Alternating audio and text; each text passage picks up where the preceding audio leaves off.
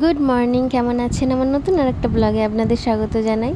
আজকে রবিবার, আর আজকে রবিবারটা একটু অন্য রকম। আজকে নীলের উপোস বা নীলের ঘরে বাতি দিতে হয় আজকে। তো প্রত্যেকটা মা আজকের দিনে তার সন্তানের মঙ্গল কামনা করে উপোস করে বা নীলের বাতি দেয়। তো উপোস থাকে আর কি। তো সন্তানের মঙ্গল কামনার লোভ তো কোনো মাই ছাড়তে পারে না। তো প্রত্যেকটা বাড়িতে তার মায়েরা করে। তো আজকে রবিবার পড়ে গেছে, ওর বাপিও বাড়ি আছে, কিন্তু ওদিকে ঠাকুরের জোগাড়টা করে রেখে এসে এবার আমরা কি খাবো সেটাই জোগাড় হচ্ছে। তো বাড়িতে মাম্মা মাছ ওর বাপি আছে, তাও বললো সবাই আজকে ডালিয়া খাবে, ডালিয়া রান্না করব। আর ওদিকে ডালিয়াটা ওই জন্যে বসিয়ে দিয়ে এলাম। আর এদিকে ঠাকুরমশাই এসে গেছে, তো পুজোটা সেরে নিই, তারপর বাকি রান্নাটা হবে। তো মামামের বাপিও আজকে বাড়িতে আছে, চাপ নেই। তো সবার জন্যই আজকে একসাথে রান্না হচ্ছে।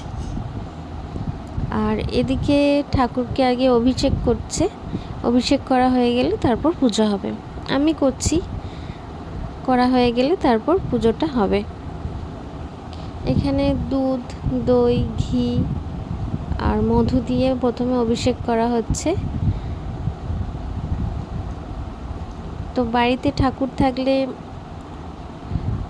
প্রতিষ্ঠা করা আর কি, ঠাকুর থাকলে এগুলো তো বাড়িতে যখন পুজো হয় তখন তো করতে হয়। অনেকে মন্দিরে যায়, মন্দিরে গিয়ে পুজো দিয়ে দেয়, অনেকে যেখানে যার সুবিধে হয়। কিন্তু আমাদের বাড়িতে যেহেতু আছে, বাড়িতে তো নিয়ম করে আমাদের পুজোটা করতে হয়। শিবরাত্রি হোক, নীলের উপোস হোক, এগুলো নিয়ম করে ঠাকুরমশাই এসে পুজো করে। তো মাম্মামের বাপি বললাম ঘরে আছে, ওই জন্য মাম্মামের বাপিও মাম্মামের নামে জল ঢেলে দিচ্ছে ঠাকুরের মাথায়, মেয়ে যেন ভালো থাকে। আর এদিকে আমি পুজোয় বসেছি আর কি। তো এটা কিন্তু আমি ছোটোবেলা থেকে করতাম, যখন আমি মা হইনি, অনেক ছোট থেকে, যখন আমার মা করতো তখন থেকে করতাম।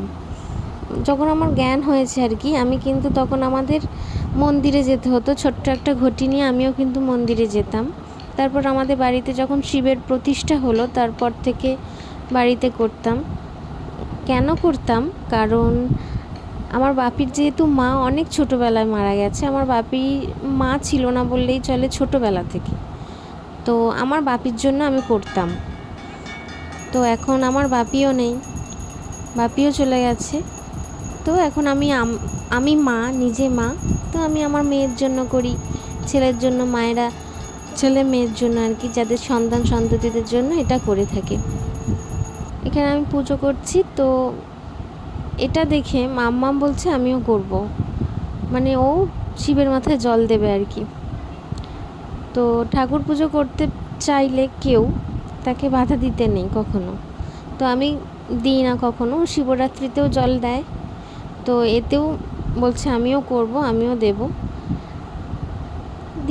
দেবে আর কি, ও জল দেবে। ও ও একটু ভালোবাসে এইগুলো আর কি।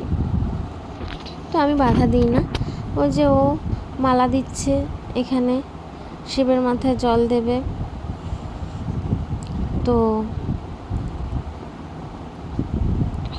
সবাই এখানে বাড়ির দিচ্ছে। আর সেদিনে আর কেউ ভাত, আমাদের যেহেতু ভাত খায় অন্য বছর, সেদিনে এই দিনে সবাই বললো আমি খাবো না। তো সবাই সেদিন উপোসই করে ফেললো। তো মেন আজকে দুপুরবেলা ছিল ডালিয়া, আলু ভাজা, আর এখানে মাম্মামের বাপি যেহেতু ঘরে আছে ওই জন্য বেগুনি ভাজছে, আলু ভরা ভাজছে। সবাই মিলে আমরা এখন খাবো। আর এই যে এখানে প্রসাদ, দুপুরবেলা খাওয়া দাওয়া করে প্রসাদ খাচ্ছি। আর বিকেলবেলা আমরা সবাই মিলে গিয়েছিলাম আমাদের এখানে খিরিশে, মানে কাছেই আর কি, শম্ভুনাথের মন্দির আছে, তো ওখানে গিয়েছিলাম সবাই ঘুরতে। ওখানে অনেক বড় করে মেলা হয়, তো ওইখানে গিয়েছিলাম। এই যে বাবা শম্ভুনাথ, এখানে চড়ক হয়, ঝাঁপ হয়। তো কালকে তো আসতে পারবো না, আজকে রবিবার, মামামের বাপির ছুটি আছে, তো আজকেই এলাম। আর এইটা, আর সে সব কিছু নিরামিষ এখানে বিক্রি হয়। তো এই দোকানটায় ছিল সব থেকে বেশি ভিড়, পাঁশকুড়ার চপ। খেতেও চপ, আমিও দেখে লোভ সামলাতে পারছিলাম না, তবু মনে হলো একবার ঘুরে আসি। আর এই যেখানে সং সেজেছে, আমি ভিডিও করছি দেখে আমার ভিডিওর সামনে আবার নাচছে, তো ভালো লাগলো। আর মাম্মাম যেহেতু মেলায় এসছে, এগুলো তো চড়বেই ও। এখন ওর জন্য কিছুটা এখন 45 মিনিট টাইম নষ্ট হবে মেলায় ঘোরার। এইগুলো চড়বে আর আমাদের এখানে ঠায় দাঁড়িয়ে থাকতে হবে। এই যে এইসব করবে, আমাদের এখন ঠায় ওর সামনে দাঁড়িয়ে থাকতে হবে। তো এর ফাঁকে গিয়ে ফুচকা টুচকা খেয়ে নিয়েছি, আর এখানে ঘুগনি খাচ্ছি। তো মেলাটা বললাম যেহেতু শম্ভুনাথের মেলা, তো এখানে সমস্ত রকম নিরামিষ। আর লাস্টে বললাম লোভ সামলাতে পারছিলাম না, তো এসছি চপ খেতে। মোচার চপ খেয়েছি, বাড়িতেও নিয়ে যাব। টাটা, সবাই ভালো থাকবেন, সুস্থ থাকবেন।